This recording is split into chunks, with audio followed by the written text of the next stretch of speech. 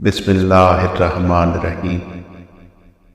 حضرت نوح علیہ السلام کے واقعات و فرمان معصومین علیہ السلام کا 11واں اور آخری حصہ آپ دیکھ رہے ہیں۔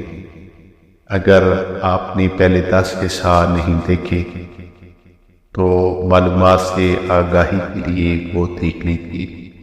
سید ابن طاؤس نے محمد بن جریر طبری سے روایت کی ہے کہ اللہ تعالیٰ نے حضرت نوح علیہ السلام کو پیغمبری کے ساتھ اس لیے کرامی کیا کہ آپ اللہ تعالیٰ کی عبادت بہت کیا کرتے تھے اور عبادت کے لیے مخلوق سے علیحدہ ہو کر گوشہ نشین ہو گئے تھے، اور آپ کا قد آپ کے زمانے کے لوگوں سے 360 ہاتھ تھا۔ آپ کا لباس اون کا ہوتا تھا، اور آپ سے قبل حضرت ادریس علیہ السلام کا لباس پوست اہو کا تھا۔ حضرت نوح علیہ السلام پہاڑوں میں زندگی بسر کرتے تھے۔ آپ کی غذا کا زمین ایک خاص تھی۔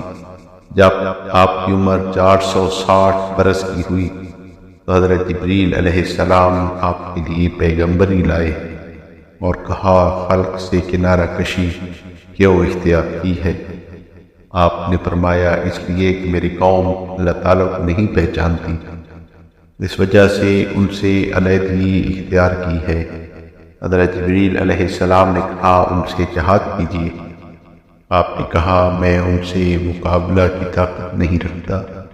اگر وہ لوگ یہ سمجھ لیں کہ میں ان کے دین پر نہیں ہوں تو یقیناً مجھ کو مار ڈالیں۔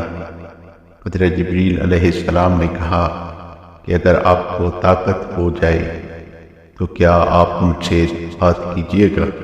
فرمایا، نہایت شوق سے، کاش مجھ کو یہ طاقت ہوتی۔ پھر آپ نے پوچھا، تم کون ہو؟ حضرت جبریل علیہ السلام نے ایک نعرہ کیا جس سے نزدیک تھا کہ تمام پہاڑ ٹکڑے ٹکڑے ہو جائیں، اور ان کے جواب میں ملائکہ اور تمام زمین کے اجزاء نے کہا، لبیک لبیک اے اللہ تعالیٰ کی فرستادہ۔ اس وقت حضرت نوح علیہ السلام پر سخت باشد طاری ہوئی۔ جبریل علیہ السلام نے کہا، میں وہ ہوں کہ آپ کی 2 پدر حضرت آدم علیہ السلام اور حضرت ادریس علیہ السلام کے ساتھ رہتا تھا۔ خدائے غفار نے آپ کو سلام فرمایا ہے اور میں آپ کے لیے خوشخبریاں لایا ہوں، اور لیجیے، یہ ہے لباسی شکیبائی اور جامع یقین و دیاری اور قلت رسالت و پیغمبری۔ اور اللہ تعالیٰ آپ کو حکم دیتے ہیں کہ حضرت ادریس علیہ السلام کے بیٹے حمران کی دختر حمورہ کو اپنے ساتھ تجویز کیجیے، کیونکہ سب سے پہلے وہی آپ پر ایمان لائیں گی۔ اس کے بعد حضرت نوح علیہ السلام عاشورہ کے روز اپنی قوم کی جانب گئے۔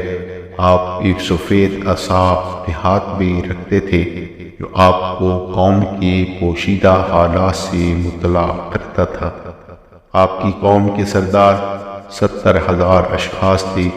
وہ ان کی عید کا دن تھا اور سب اپنے بتوں کے پاس حاضر تھے۔ حضرت نوح علیہ السلام ان کے پاس آئے اور فرمایا، لا الہ الا اللہ، یعنی اللہ تعالیٰ کے سوا کوئی معبود نہیں، اور حضرت آدم علیہ السلام اللہ تعالیٰ کے برگزیدہ ہیں، حضرت ادریس علیہ السلام اس کی بلند کیے ہوئے ہیں، حضرت ابراہیم علیہ السلام اس کی خلیل، اور حضرت موسیٰ کلیم خدا ہیں، اور حضرت عیسیٰ علیہ السلام مسیح روح القدس کے ذریعے سے خلق ہوئے، اور حضرت محمد مصطفیٰ صلی اللہ علیہ وآلہ وسلم اللہ تعالیٰ کے آخری پیغمبر ہیں۔ اور تم لوگوں پر میرے گواہ ہیں کہ میں نے اللہ تعالیٰ کی رسالت کی تبلیغ کی۔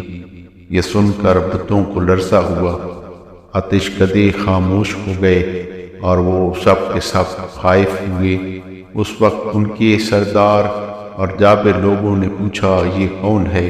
حضرت نوح علیہ السلام نے کہا، میں اللہ تعالیٰ کا بندہ اور اس کے بندے کا فرزند ہوں۔ اس نے مجھ کو تمہاری طرف اپنا پیغمبر بنا کر بھیجا ہے۔ یہ کہہ کر آپ پر گریہ طاری ہوا۔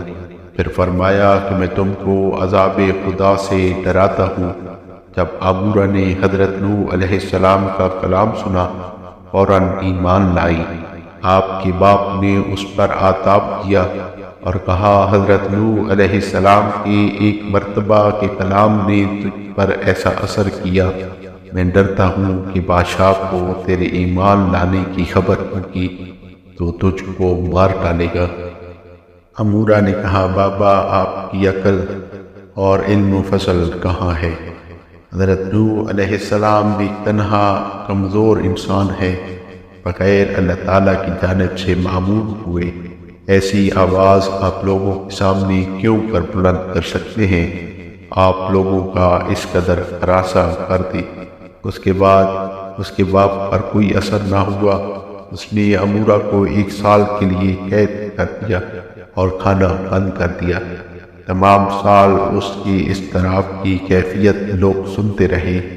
1 سال کے بعد جب قید خانہ سے لوگوں نے آپ کو نکالا تو لوگوں نے اس میں نور عظیم مشاہدہ کیا اور اس کی حالت پہلے سے بہتر پائی۔ آپ کو تعجب ہوا کہ وہ بغیر آب و غذا کے تمام سال زندہ کیسے رہی۔ آپ سے دریافت کیا تو آپ نے بیان کیا کہ میں نے پروردگار نوح علیہ السلام سے فریاد کی، لہذا حضرت نوح علیہ السلام باعجاز میرے واسطے کھانا لاتے تھے۔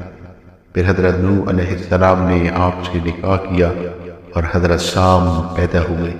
حضرت نوح علیہ السلام کی 2 بیویاں تھیں، ایک کافرہ جس کا نام رابعہ تھا اور طوفان میں ہلاک ہو گئی، دوسری با ایمان تھی جو آپ کے ساتھ کشتی میں تھی۔